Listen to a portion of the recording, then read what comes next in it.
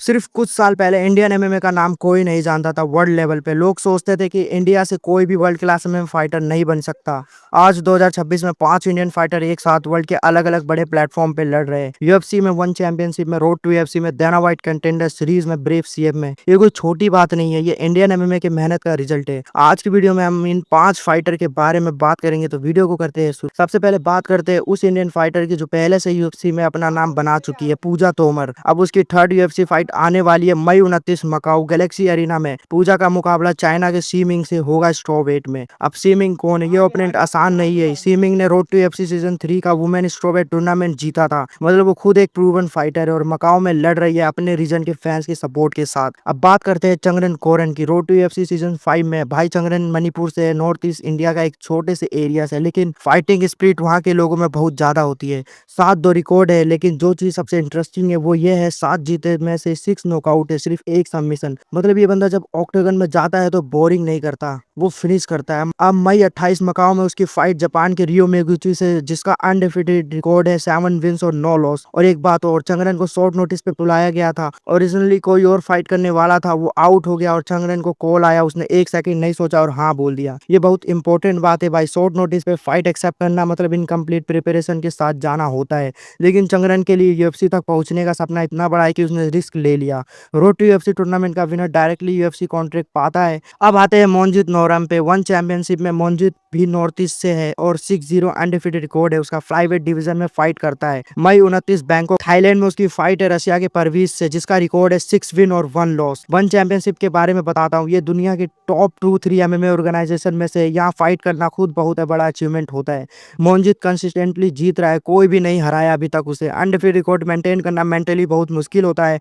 हर fight पे pressure होता है रिकॉर्ड को प्रोटेक्ट करने का। मोनजीत अभी तक वो प्रेशर हैंडल कर रहा है और ये कैरेक्टर दिखाता है। और अब भाई उस फाइटर की बात करते हैं जो इंडियन कम्युनिटी में सबसे ज्यादा जाना जाता है, ओवैस याकूब। भाई ऑनेस्टली जब भी इंडियन एमएमए की बात होती है, ओवैस का नाम सबसे पहले लोगों के जहन में आता है। एक एस्टेब्लिश नाम इंडियन एमएमए में, फैन फॉलोइंग स्ट्रॉन्ग और फाइट एंटरटेनिंग होती है हमेशा। 5-1 रिकॉर्ड है उसका और वो एक ऐसा फाइटर है जो कभी बोरिंग परफॉर्मेंस नहीं देता। लोग ओवैस की फाइट देखते हैं क्योंकि उन्हें पता होता है कि कुछ एक्शन जरूर दिखेंगे। अब उसकी फाइट ब्रेव सीएफ 107 में 1 अगस्त बुल्गारिया में है। ओपोनेंट है बुल्गारिया का डेलियन। 3-0 रिकॉर्ड। अब ये फाइट यूनिक क्यों है, सीधा बात करता हूँ। पहली बात, ओवैस बुल्गारिया में लड़ रहा है, डेलियन के होम कंट्री में। सोचते हैं डेलियन के अपने फैंस, अपनी एनर्जी होगी, अपना क्राउड, ये साइकोलॉजिकल एडवांटेज होता है। लेकिन ओवैस ने ये फाइट एक्सेप्ट की, ये करेज दिखाता है। दूसरी बात, ओवैस एक्सपीरियंस में बहुत आगे है। 5-1 रिकॉर्ड है, डेलियन सिर्फ 3-0 है। ओवैस ने ज्यादा फाइट्स देखी है, ज्यादा प्रेशर फेस किया है, ज्यादा मुश्किल ओपोनेंट से गुजरे हैं। ये एक्सपीरियंस लेट राउंड में काम आता है। तीसरी बात,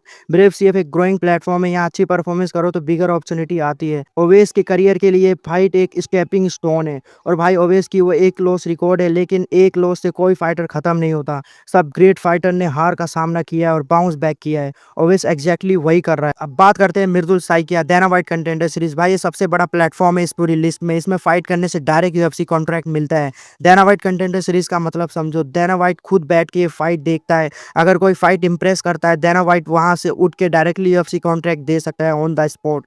ये वो मूवमेंट होता है जो एक फाइटर की जिंदगी बदल देता है। अगस्त 11 लास वेगास नेवाडा यूएफसी के घर में। ओपोनेंट इंडोनेशिया के बिलाल हसन है। 8-0 अनडिफिटेड रिकॉर्ड है फ्लाईवेट डिवीजन में। मृदुल का रिकॉर्ड है 9 विन 1 लॉस। भाई 9 जीते हैं, ये स्ट्रॉन्ग रिकॉर्ड है। लेकिन बिलाल 8-0, ये भी कोई आसान ओपोनेंट नहीं है। डेना व्हाइट के सामने अपनी जिंदगी का सबसे इंपॉर्टेंट फाइट, ये प्रेशर संभालना मुश्किल होता है, लेकिन मृदुल ने ये मौका मिला और वो गया। ये हिम्मत दिखाता है, एक अच्छी परफॉर्मेंस और डायरेक्टली यूएफसी में एंट्री। पूजा तोमर यूएफसी में चाइना से लड़ रही है मई 29। Chungreng Koren road to UFC Japan से मई 28। Monjit Noram one championship Russia से मई 29। Owais Yakub Brave CF Bulgaria में अगस्त 1। Mridul Saikia Dana White contender series Las Vegas में अगस्त 11। ये 5 अलग अलग लोग हैं, अलग अलग जगहों से, अलग अलग बैकग्राउंड से, लेकिन एक चीज कॉमन है, इंडिया का नाम लेके वर्ल्ड लेवल पे लड़ रहे हैं। कुछ साल पहले ये सोचना भी मुश्किल था, आज ये रियलिटी है। Indian MMA slowly slowly grow कर रहा है और ये इन फाइटर वजह से आगे ग्रो करता रहेगा। तो भाई ये था इंडियन एमएमए का पूरा update. 5 fighter, 5 platform, 1 mission. Comment में बताओ कौन सा इंडियन फाइटर सबसे ज्यादा इंप्रेस करता है आपको, और क्या आपको लगता है कि कोई इंडियन फाइटर 2026 में यूएफसी कॉन्ट्रैक्ट जीतेगा। ये वीडियो शेयर करो ताकि ज़्यादा से ज़्यादा लोग इन फाइटर्स के बारे में जाने और सपोर्ट करें। वैसी कमेंट को सब्सक्राइब करो।